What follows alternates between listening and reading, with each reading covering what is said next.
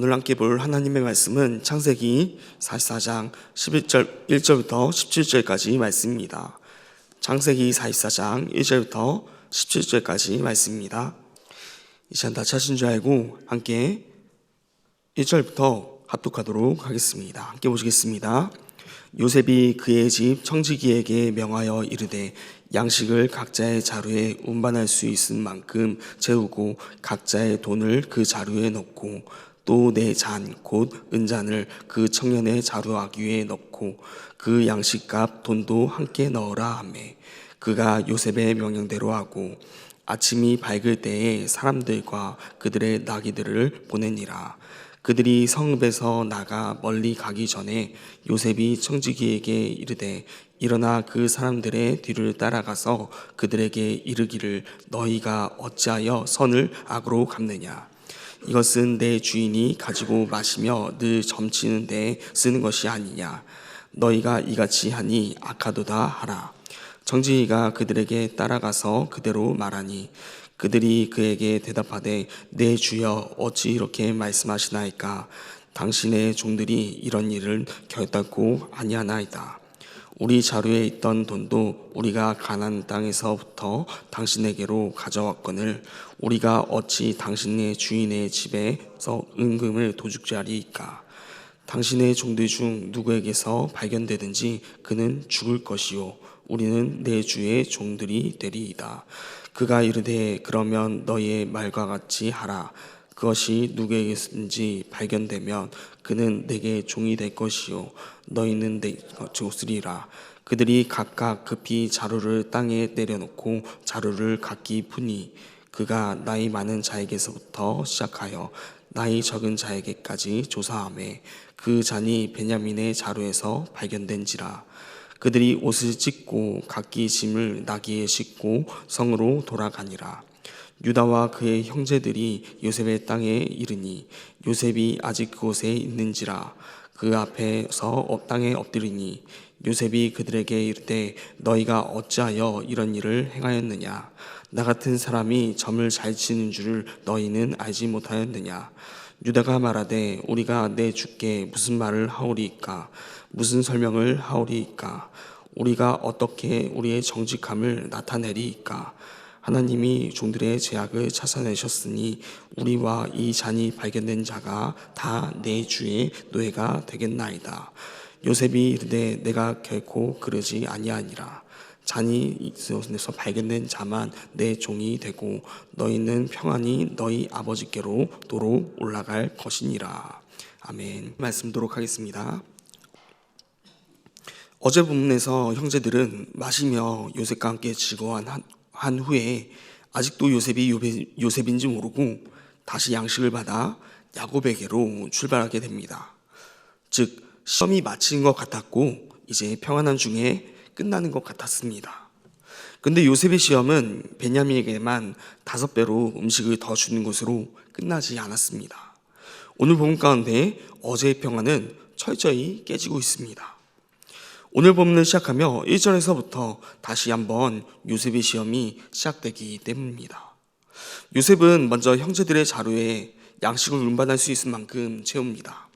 운반할 수 있을 만큼 채웠다는 것은 값을 따지는 것이 아니라 그들이 가져갈 수 있을 만큼 최대한 많은 양식을 베풀어준 요셉의 마음임을 알 수가 있습니다. 그리고 각 자루마다 각자의 돈도 다시 넣어줍니다. 이거 가진 요셉의 시험이 아니었습니다.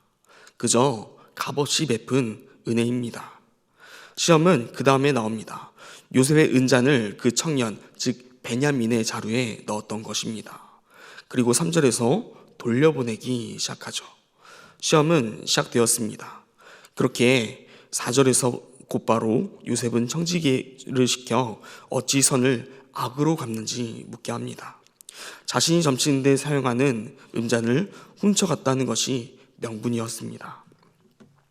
당시 잔에 나타난 모양 등을 통해 점치는 관습과 행위가 있었다고 합니다.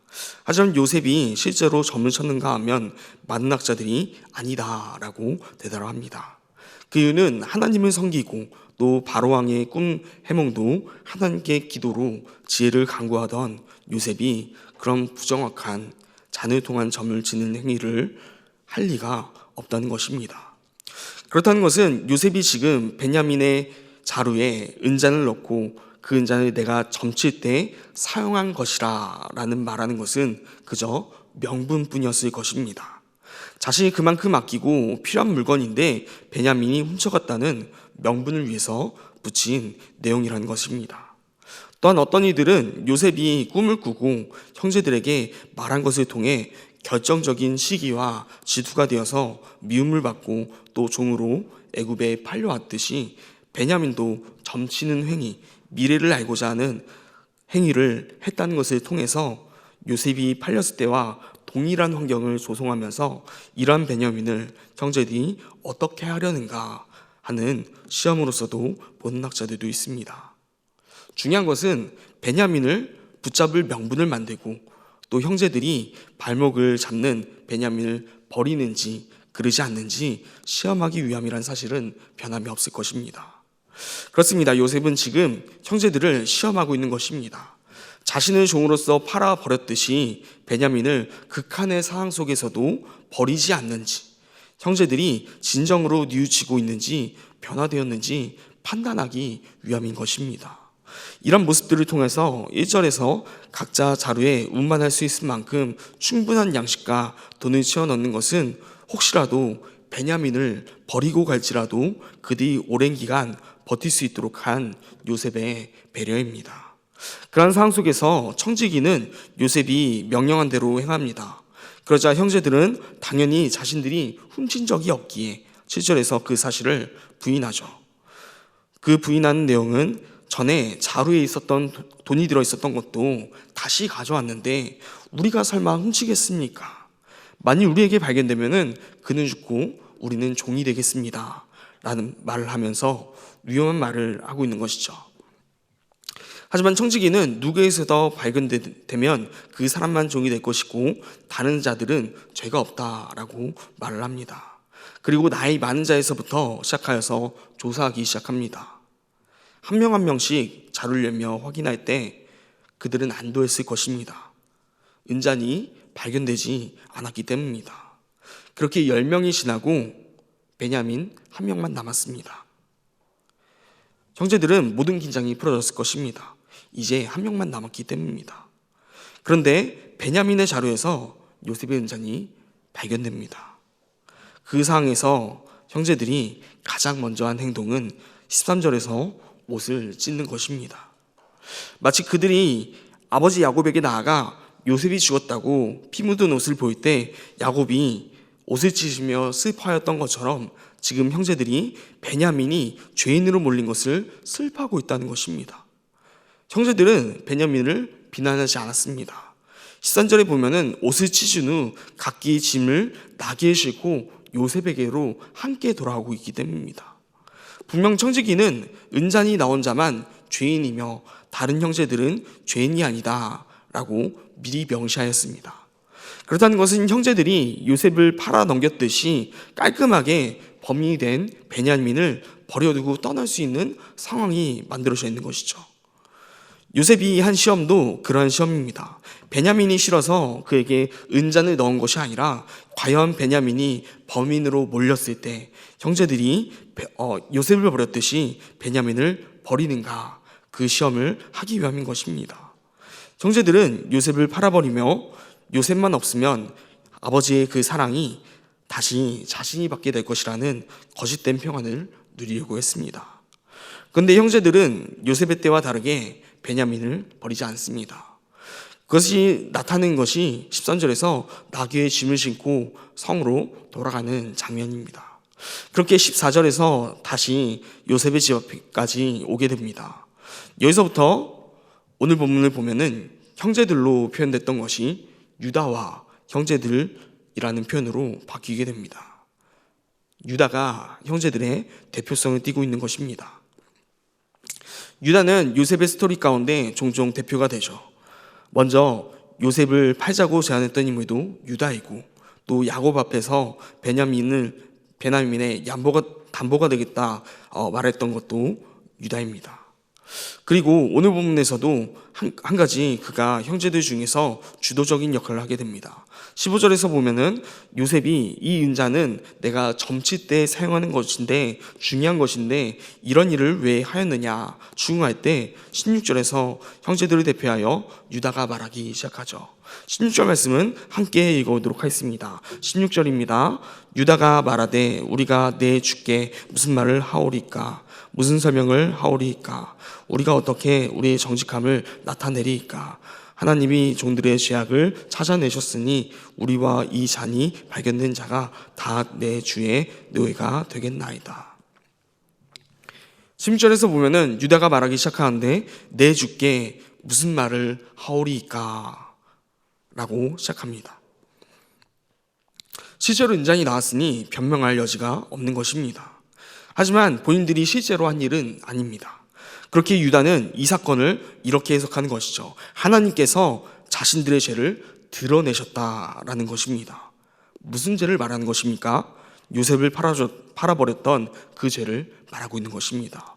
그들은 요셉을 팔아버리며 거짓된 평안을 누리게 했던 것이 의미 없음을, 그리고 그것이 하나님 앞에서 죄가 됨을, 그것을 통해서 평안이 아닌 가정의 불화가 찾아왔음을 잘 알고 있었습니다. 그것을 경험했습니다. 그렇게 지금 형제들은 아버지 야곱을 위해 어떻게 해서든 이 베냐민을 집으로 다시 데려가야 됩니다. 그런 와중에 베냐민을 데려갈 수 없는 상황, 범인인 베냐민을 놓고 너희들은 죄가 없으니 가라 라고 말하는 상황 가운데 요셉을 팔아버리고 아버지께로 돌아간 상황이 겹쳐지며 생각났던 것입니다. 그렇게 애굽의 총리가 요셉인지도 모르고 그 본인 앞에서 죄를 고백하고 있는 것입니다.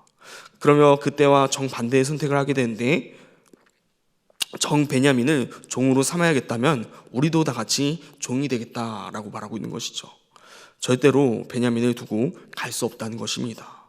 하지만 요셉은 그럼에도 마지막으로 한 번 더 그들을 시험합니다. 오늘 본문 마지막 17절 말씀인데 함께 읽어보도록 하겠습니다. 함께 보시겠습니다. 요셉이 이르되 내가 결코 그러하지 아니하리라. 잔이 그 손에서 발견된 자만 내 종이 되고 너희는 평안히 너희 아버지께로 도로 올라갈 것이니라. 요셉은 그러한 유다의 말에도 한 번 더 그들을 시험합니다. 잔이 발견된 자 베냐민만 내 종이 되고 너희는 평안히 아버지께로 올라가라 라고 말합니다. 세상은 우리를 유혹합니다. 이것만 타협하면, 이것만 눈 감으면 너의 삶이 평안할 것이라 말합니다. 형제들에게 있어서는 그것이 22년 전 요셉이었습니다. 요셉만 없으면, 아버지의 사랑을 독차지하는 저 요셉만 없으면 그 사랑이 우리를 향할 것이다 라고 생각했을 것입니다. 그렇게 그를 죽이려 했고 차마 가족이기에 죽이진 않고 미디안 상인들을 통해 팔아버린 것입니다. 세상은 우리에게 타협하면, 눈을 돌리면 평안할 것이라 거짓된 평안으로 유혹합니다. 그런데 그들의 삶이 어땠습니까? 요셉이 없어지며 아버지의 사랑이 어떻게 향했습니까? 그들이 아버지의 사랑을 받았습니까? 평안했습니까? 아니지 않습니까? 아버지 야곱이 옷을 찢으며 슬퍼하는 모습, 이제 하나밖에 남지 않은 라헬의 아들 베냐민에게만 더욱더 집중하는 모습을 보게 되었다는 것입니다. 그들 가운데 평안이 아닌 불화가 임한 것입니다. 그러면서 이들은 깨달았을 것입니다. 요셉이 없어진다고 해서 우리에게 그 사랑이 오는 것이 아니구나. 그리고 요셉은 똑같은 걸로 유혹하고 있는 것입니다. 지금 베냐민만을 포기하면, 또다시 눈 감으면, 다시 한번 타협하면 평안히 돌아갈 수 있을 것이라고 말하고 있는 것입니다. 오늘은 그 이야기의 결론까지 가지 않고 여기서 본문을 마치고 있습니다. 오늘 본문을 묵상하며 의문이 들었습니다. 아니 왜 도대체 본문이 이렇게 끊긴 걸까? 어떻게 보면은 지금 사건이 최고조로 갈등이 일어나는 상황인데 어떻게 사건을 해결하지도 않고 그 뒤에 이야기를 언급하지 않고 끊을 수 있을까?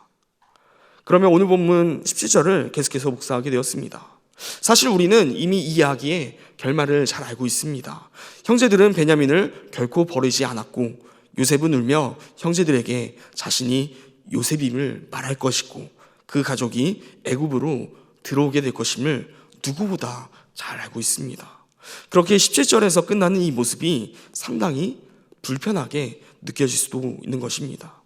그러나 17절에서 오늘 본문이 끝난 이유는 실제 우리가 세상을 살아갈 때 이 17절에 요셉의 말과 같은 시험과 유혹을 당하고 있기 때문이 아닌가 생각해 봅니다. 세상은 우리에게 말합니다. 이것만 타협하면, 또 이것만 눈 감으면 너의 삶이 평안해질 것이라고 말합니다. 너의 길이 순탄해질 것이라고 말합니다. 우리는 이미 오늘 본문 등 성경을 통해서 결과를 알면서도 이러한 세상의 유혹과 시험이 우리에게 닥쳐오면 너무나 쉽게 흔들리게 되어집니다. 우리가 살아가는 세상은 실제로 타협하고 눈 감으며 살아갈 때 평안한 것처럼 보이기 때문입니다. 실제로 세상 사람들이 살아가는 모습 가운데 그렇게 타협하고 눈 감아서 성공하는 모습들도 때로는 보게 됩니다. 그런 모습을 보게 되면 당연히 그게 맞는 것 같아 보입니다. 그리고 때론 우리도 그리스도인이지만 그런 것이 당연한 세상 가운데 살아가기에 세상 가운데 타협하며 눈 감을 때가 얼마나 많은지 모릅니다. 실제로 그렇게 살지는 않더라도 그런 세상에 얼마나 유혹되며 시험되는지 모릅니다. 세상은 오늘 하루 살아가는 우리에게 17절에 야곱과 같은 요셉과 같이 동일하게 물을 것입니다. 이것만 눈 감으면, 이것만 타협하면 너희 앞길이 평안할 것이라고. 하지만 진정한 평안은 세상과 타협하고 무엇인가를 외면할 때, 눈 감을 때 있지 않습니다.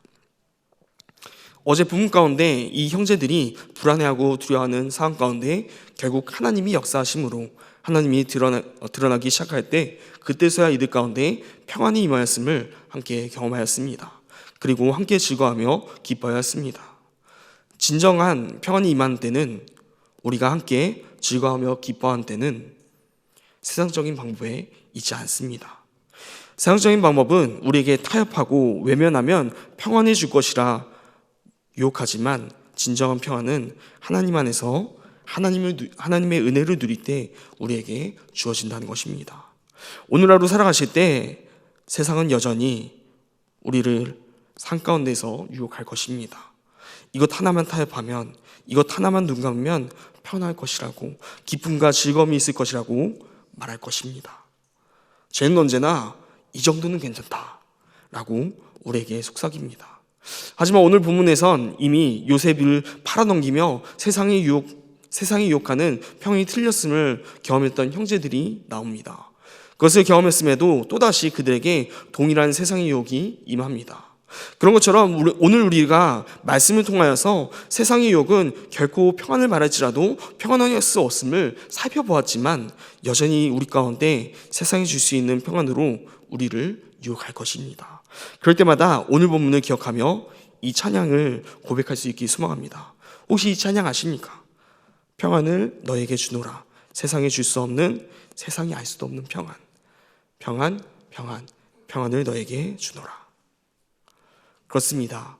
오늘 하루 가운데 우리가 아무리 우리에게 평안을 준다라고 세상이 유혹할지라도 그 안에 평안이 없음을, 오직 하나님께 그 평안이 있음을, 주님만이 우리에게 평안이 줄 수 있음을 고백하며 경험되어지는 하루가 되기를 간절히 소망합니다.